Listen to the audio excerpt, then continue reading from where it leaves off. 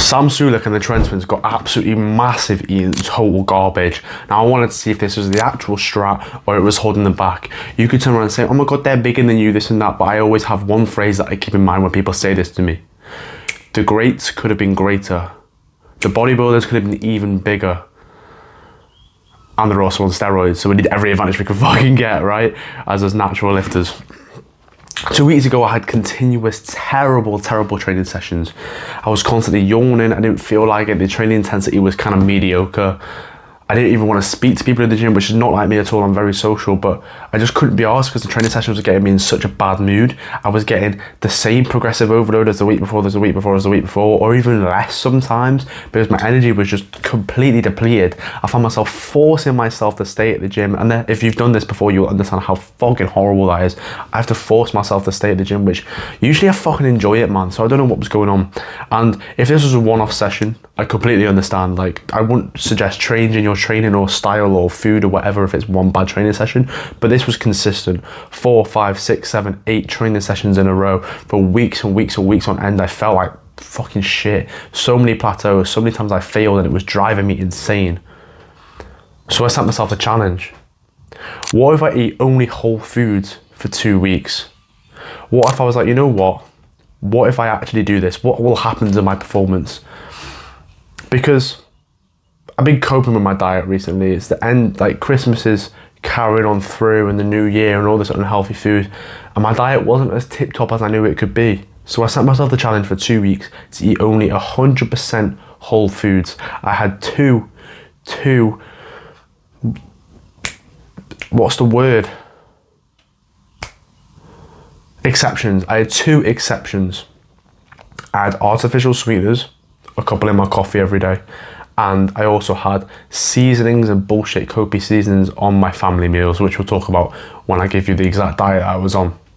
So, what I ate during the challenge, I stuck to my diet routine and my diet schedule, which was made by an ingredient list and a meal list 100% of the time for 14 days straight. I don't think you can appreciate how difficult this is. You know, on the back of Christmas, on the back of New Year, you have all this bullshit food that's still lying around that needs to be eaten. And I already got into a habit of eating really unhealthy food for Christmas. I wanted to enjoy Christmas, so I ate a load of bullshit. And that habit stayed with me until now.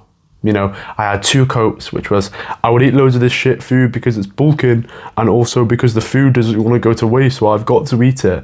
And that led me to have shit fucking training sessions because I'm eating bullshit fucking food because, oh yeah, I need the calories because I'm bulking, and oh, waste not, want not, la la la. Not true. You don't have to eat the food just because it's there, and you don't have an excuse to eat bullshit foods and a lot of calories of that food because you're quote unquote bulking, right? It's bullshit. I explained this in my bulking video, right? The exact diet I was on, let me tell you, the exact diet and routine that I was on that I made my meal list and ingredient list for. If you want broken down advice on meal list, ingredient list, 1, I have a fucking in detail video about that on the channel. The thumbnail's up on the screen now. And 2, we teach it down in the course in the description. How to perfect your diet, how you can construct this diet so you can too have insane training sessions and more gains as a result. So that's top link in the description. My first meal, 6 eggs, 4 pieces of toast, which is wholemeal toast, by the way, 50 grams of cheddar cheese, and then also 10 grams around there of salted butter, and then I'd have a coffee with that. I'd also have coffee throughout the day, but we'll talk about that in a minute. That was at 10 a.m. So I would always eat that at 10 a.m. every single day. Second meal will be my pre-workout meal, which I would have 300 grams of chicken breast, which I would season, sometimes in like air fryer seasoning, which again, is one of the exceptions. So it's a bit of a cope, but I know I'm white, but I'm not white trash. I'm not eating fucking bland ass chicken. That ain't happening. And then I would have 1 cup of uncooked brown or white rice. This is the only bit where I'd have a bit of variety in there, just because I think I don't really see a difference. I don't feel a difference between brown and white rice. I can have both quite comfortably. I feel very fine. The stomach feels fine. Everything feels fine with brown or white rice. So I kind of had a bit of variety in there. And that was at 2 p.m. Then I would go to the gym at 3 p.m, come back, I stayed there quite a while, so I'll come back around 5:30, 6 p.m, and then I would have my post-workout meal, which was my family meal, which consisted of either a chicken and chorizo pasta bake, which is obviously very healthy. All our foods are made in the home, like cooked very well. I'm very privileged to have a family that can cook really well with good food and whole foods. Then we would have maybe a lasagna or a bolognese or a chili con carne, and we'd rotate with these meals throughout these 2 weeks that I was on this challenge for. And then also we had one kind of coat meal, which was homemade chicken kebabs, which again was all made from good foods, but the seasoning, that was bullshit. So that's why I said the exception that I had on this 2 week period was my seasonings, and I would have that at around 6 or 7 p.m. And then that was it. That was all I would eat. And throughout the day, the only type of liquids that I have would be coffee, which is where I'd have my artificial sweeteners. I'd have around 4 cups of coffee a day. I feel like my caffeine intolerance is pretty high, but I like a coffee, sue me, right? I had a bit of milk in there, nothing like that. And then water as well. They were the only drinks that I would fucking have, and which is fucking insane for me, right? I have the biggest fucking sweet tooth in the world. I love a Red Bull. I love a fucking Monster. I love a fucking, oh my God, Pepsi Cherry Max. I love those drinks, right? So it's a big fucking step back for me to get rid of those things. Even though they've got 0 calories and artificial sweeteners, I knew it was holding me back. I knew that even though I would say to myself, I'd only have the 0 calorie ones, I'd probably every now and then choose the full fucking calorie ones, which are full of bullshit as well. I think both of them are probably full of bullshit, but regardless, I was like, no, I'm not having them. I took a big step back from them for 2 weeks. And that's what I had. The rule that I had was only 100% whole foods, which was made with the diet that I've just told you. And that's all I ate for 2 weeks. And it got fucking serious. I was on a bulk during this period.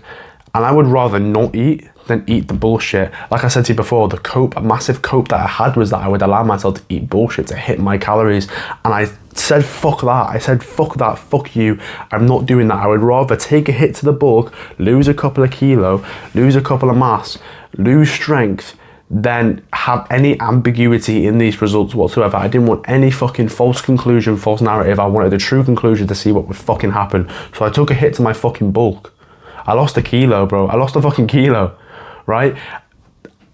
I took a hit to my bulk, which I'm so fucking proud of. I didn't eat any bullshit despite the bulk at all. And now I can say, true fucking conclusive results from this entire challenge because I didn't do that. That was a fucking big thing for me. So I would eat my 100% whole foods diet in the exact same times every single day. I want to stress that because that is fucking important. Every time I talk about diet, like in the video I showed you in the thumbnail before, eating at the same time is super, super valuable for things we will talk about in a minute. Now, I faced a lot of challenges and a lot of temptations during this fucking 2 week period. When you get into the habit of eating bullshit foods, Christmas, New Year, that kind of time, this is the peak time when everyone eats fucking bullshit. When you get into the habit, you have like fucking withdrawals. You've got to remember, right? Think about it this way. These foods that you're eating that are really bad for you, there's a reason they're really bad for you, right? And the reason is because they'll put bullshit in it to make you addictive. Think about it from the food perspective. Imagine you're selling a fucking product, right? Imagine you're selling something to someone. You want to make sure they're buying your foods or buying your products as much as possible. You want to make sure, of course, I want to keep them as a customer, get my revenue in, keep increasing my fucking money that's coming in. How do they do that with food? Because it's not like a product that they do need it, but they can get it from so many places. How do I get them to buy my product? They make you addictive. I'm not sure if you have to swallow this pill yet, but so many companies make food so addictive so you keep coming back. You are still a customer. And this is the dark side to the fucking food business. Like, I'll go on a rant and a rant and a rant about how evil the businesses are putting your health at risk because they want to keep you a profitable customer. I could talk about that for fucking years, right? But it is the truth. It is the truth. If you think about it from a logical perspective, of course it's the fucking truth. They want to keep you a customer, so they'll make you fucking addictive. And when they make these foods addictive, that's why it's bad for you. They put fucking bullshit sweeteners in their fucking inverted fucking glucose. And you know, when you read the back of a fucking label and you can't understand anything fucking on there, all that shit is bad for you because it makes you addictive, and then you keep coming back to buy and buy more. So when you are in a habit of eating all this bullshit, when you stop that, because it's so addictive, you get like, you almost get fucking withdrawals like it's a drug, bro. It's mental. Like Cadbury's chocolate buttons, for example. You know the reason why they're that size?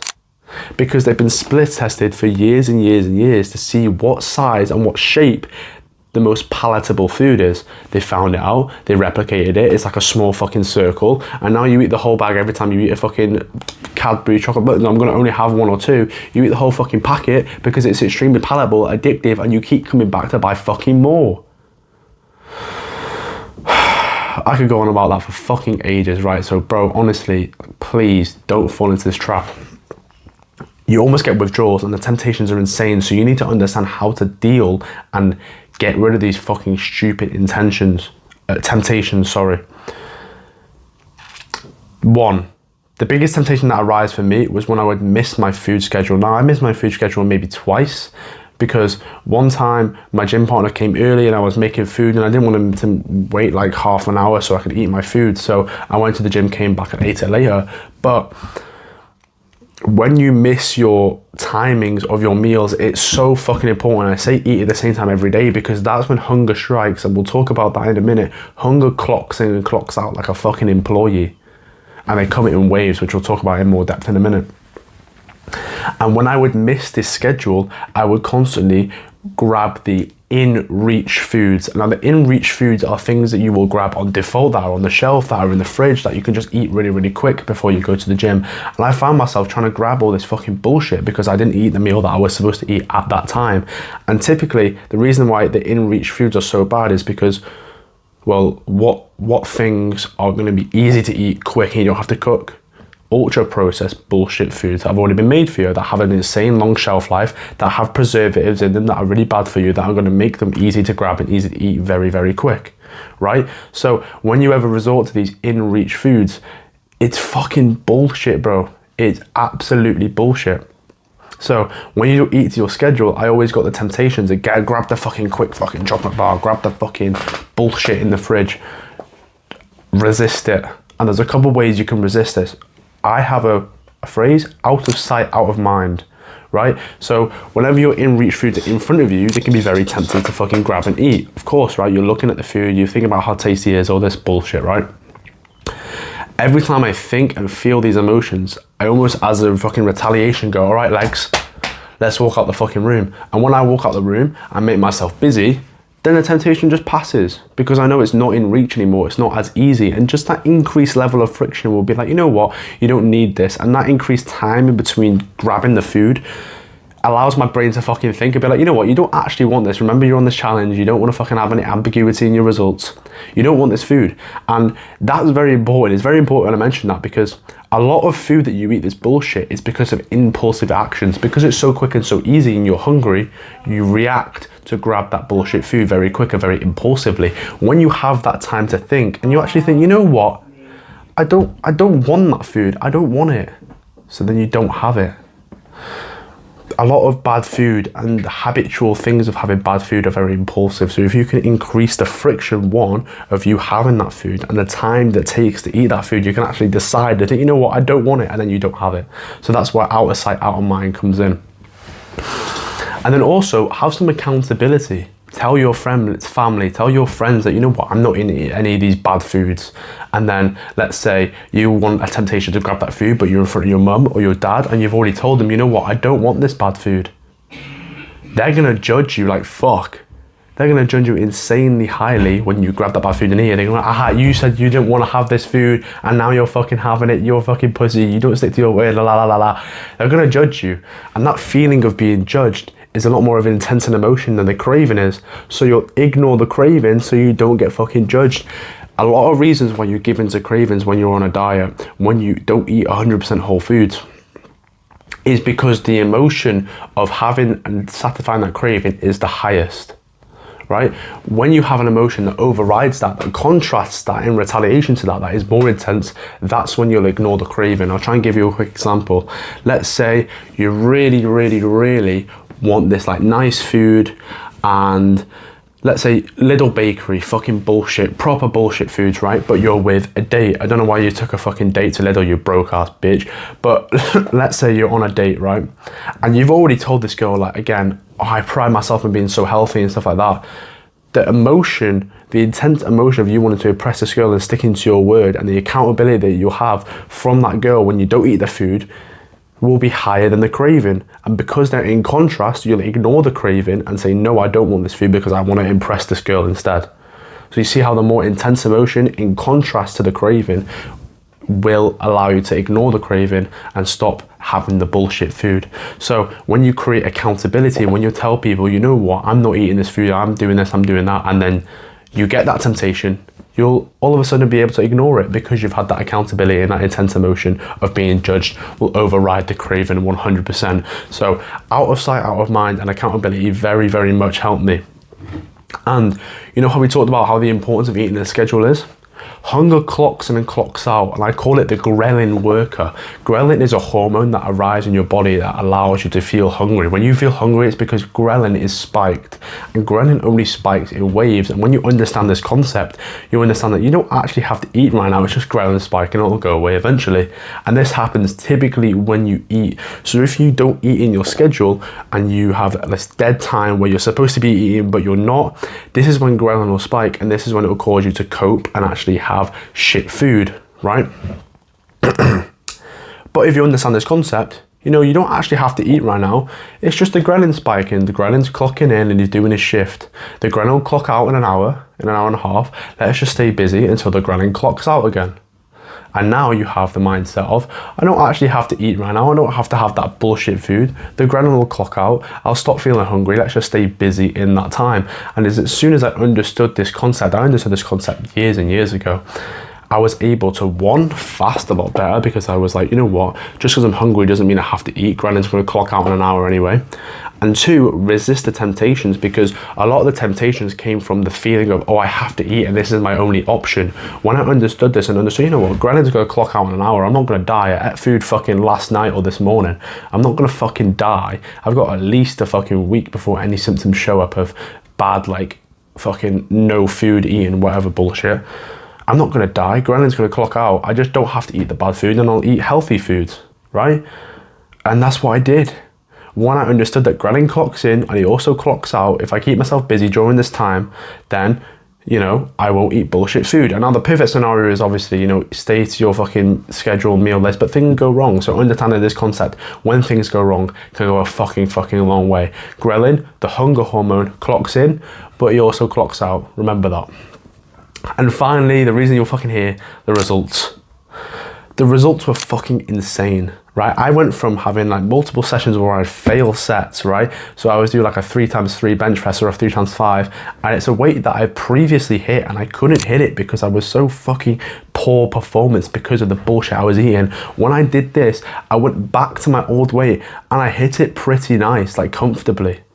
It's insane. My reps are going up 1 or 2 times with the form being improved. Like, I've took a very conscious effort to notice my form recently, and I've done that and still added reps. I felt better in every session, so much more motivated. I feel myself being so much more social, and I'm back to enjoying the gym again. It's insane. And let's be honest, you can build a good physique, right? I'm not going to say, oh, eating these whole foods for 2 weeks is put on, because it hasn't. You can still build a very good physique eating bullshit, but it's insane. The psychological effects are ridiculous. I enjoy my sessions so much more, which is like, it's like the whole point. When you think about it, you don't want to go to the gym to just build muscle. You want to enjoy it as well. That's the perfect scenario. It's one ambition, so you know what, be like, you know what, I want to get a good physique. It's another ambition to say, you know what, I want a good physique and I want to enjoy it, because I know that's the version where I'm not going to quit and build a better physique than the version where I have the lower ambition. So it's all about enjoyment. It's all about actually having fun in your workouts and seeing genuine progress. And that all came when I ate whole food for 2 weeks and increased my performance drastically. I stopped yawning. I stopped being miserable. Again, I had no noticeable gains, but I enjoyed it. It was fucking night and day. I remember going with my training partner, and during this period when I had poor results, poor performance, I remember just ignoring him all the time. Like, I was like kind of speaking to him like a dickhead. Like, I wasn't being nice at all. Now that's changed. Now I'm laughing all the time in every session. We're having so much more of a fucking good time. And I'm actually being a better fucking person and better friends with this person that I care about. because I'm having better performance. It does so much for your psychological, and that translates to every fucking area of life. So before you say, oh, well, eating 100% whole foods will not make you make more gains. No, but it will better your performance, it will better your psychological and mental state, and then better your resistance training, so then you'll have better gains in the future, right? So you can say no directly, it doesn't make a difference, but indirectly through mental health, through actual quality of performance, yes, it fucking does. So I did this test to prove that fucking if it fits your macros is a fucking scam, and I fucking did, and I'm so happy. And now I'm so consistent on my diet, and it's another reason why I love being so serious on your diet. Even though you can get away with eating bullshit foods, I take it one step further. I have a higher ambition, and this is another reason why it's so beneficial. So learn about your diet, take your diet fucking seriously. We have a fucking module dedicated to it down in the description in my course, because I think it's so important. And this is another reason why it's so important. You'll have better sessions, more enjoyment, a better fucking life, better social life. Your resistance training will go up. Everything's going to improve when you start taking your diet seriously. Right now, you may not think, you know what, I'm fine. My gains are pretty good and my diet's not that great. I enjoy eating all the pizza and all this sort of stuff. It's like having 5 hours of sleep every night and thinking you're absolutely fine. But when you have 8, 9, 10 hours and you realize, fuck, the grass is really greener on the other side, like it really is, and you don't understand how bad your fucking life is until you improve it and you see the contrast. You know, ignorance is bliss when you're at this low level, but it's only when you reach this high level and just try it for a couple of weeks, that's all it took, a couple of weeks, you see how much better life is on the other side. So try it for 2 weeks. Set yourself a challenge, because this really fucking helped me resist temptations as well. Setting myself a fucking challenge that I had to stick to. Remind myself, no, this is the challenge, this is the challenge, this is the challenge, for just a short period of time. And it will get you into that consistency mode, and then you can carry that momentum forward as you travel, as you carry on through your entire life. No matter if you've got exams, no matter if you've got a sport, no matter if you're busy, no matter if fucking plans get out of hand, you can carry that momentum forward. I think this diet is fucking so good for you. So good. So if you want to improve your training, resistance training, more gains, better life, better mental health, try the fucking 2-week 100% whole food challenge that I have. You can either copy my diet, you can make your own diet of whole foods. Again, I've got a video how to make your meal and ingredient list. You can copy the same fucking exceptions that I had, and I think it genuinely really fucking worked. So that's all I'll leave you with. Try the fucking 2-week 100% whole food challenge, or even better, just try and change your diet as a whole from now on, because I guarantee you'll see insane results. So without further ado, bro, check the links down in the description, my course, how to build a fucking dream physique. There's other guys on there that are in the same path, so you can find an actual good training partner. You get direct message access to me, which fitness coaches are charging thousands and thousands of pounds for. I should up the fucking price. It's such a fucking steal. So go and have a look. And also my other social medias are in the description. So if you want a direct message access to me again, and you want more trust in me, or you want specific advice, maybe something I missed from this video, or just specific advice in general, give me a message, bro. I'll fucking reply, bro. Give you more trust in me. So without further ado, bro, fix your fucking diet, have a good session today, and I will see you later.